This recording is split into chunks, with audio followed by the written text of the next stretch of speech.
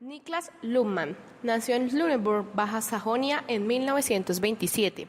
Falleció en 1998 a los 71 años. Sociólogo. Estudió Derecho en Friburgo de Brisgovia, después de ser detenido durante la Segunda Guerra Mundial, ya que era miembro de la Luftwaffe, y terminó en 1949.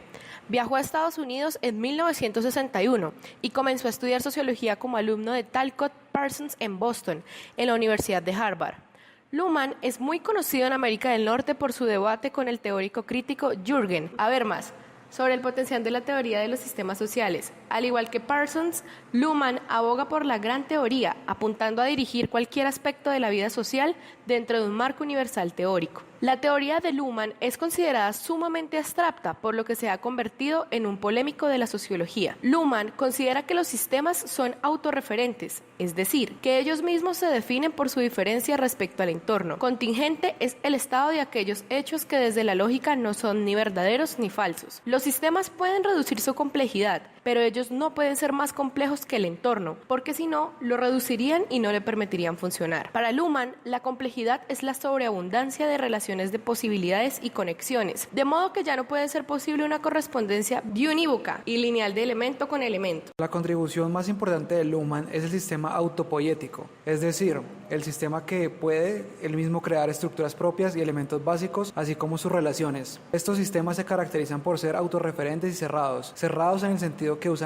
la mezcla de apertura-clausura que es propia de los sistemas autopoéticos y no tiene contacto con otros sistemas. Sin embargo, es necesario que haya un contacto entre los sistemas que son independientes y con clausura propia. Este modo se llama la interpretación. La interpretación es el proceso donde un sistema pone a disposición de otro su estructura propia para que se pueda seguir construyendo la complejidad propia de los sistemas. Referente a la lectura, partamos del hecho que en el mundo digitalmente globalizado en el cual nos encontramos, las barreras espaciotemporales son cada vez menos fuertes, dado que los hechos que son noticia en cualquier parte del globo terráqueo traspasan los límites de las fronteras culturales e idiomáticas. Pero los sistemas de comunicación de masas nunca transmiten fidedignamente la realidad, sino que la toman, la interpretan, la construyen y la transmiten a las masas. En ese proceso la adecuan según sus necesidades o lo que quieran conseguir con ella. De esta forma, el receptor termina con una maqueta de la realidad, pero el medio masivo desea que esta maqueta sea vista como la realidad en sí. De otra forma, perdería la visión que se tiene de ella de transmisor de información verídica.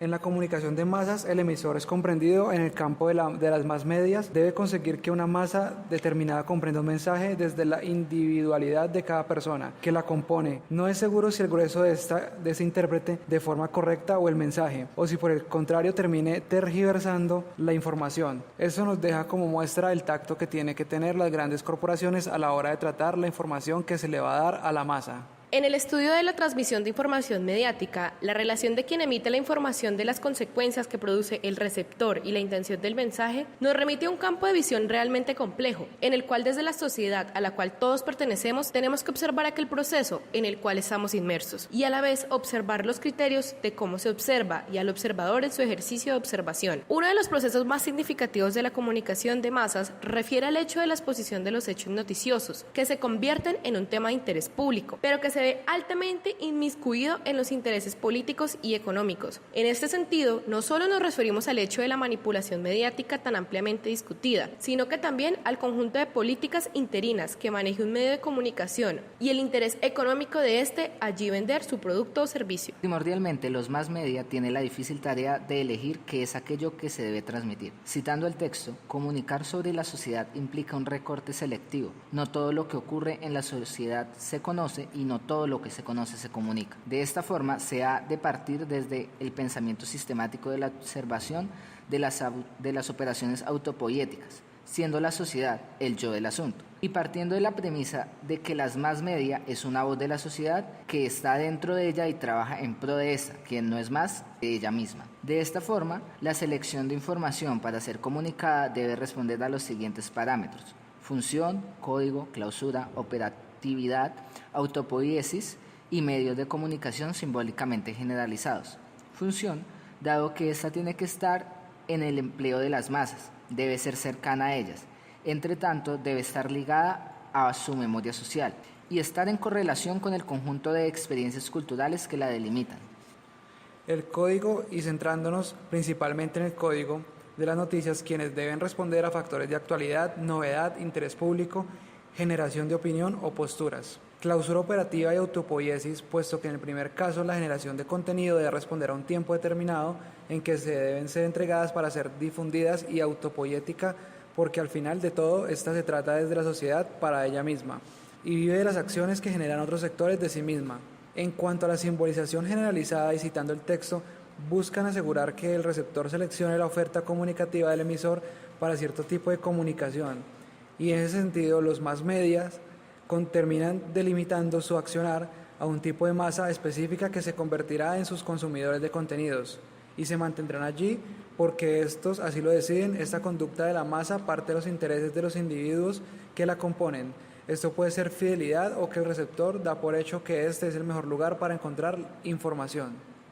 Para el sociólogo alemán, la selección de las noticias es un concepto que debe referir a los medios de comunicación de masas, en tanto a un sistema social y no a sus organizaciones, mesas de noticias, redacción, línea editorial, cuya libertad de decisión en la selección de noticias es mucho menor de lo que con frecuencia se imaginan los críticos.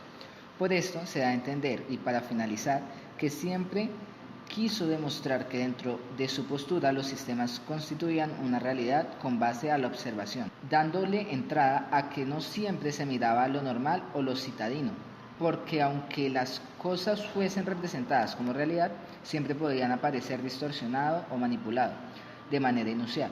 Los medios de comunicación de masas no son siempre los primeros, son solamente quienes observan de segunda manera, son observadores de la observación.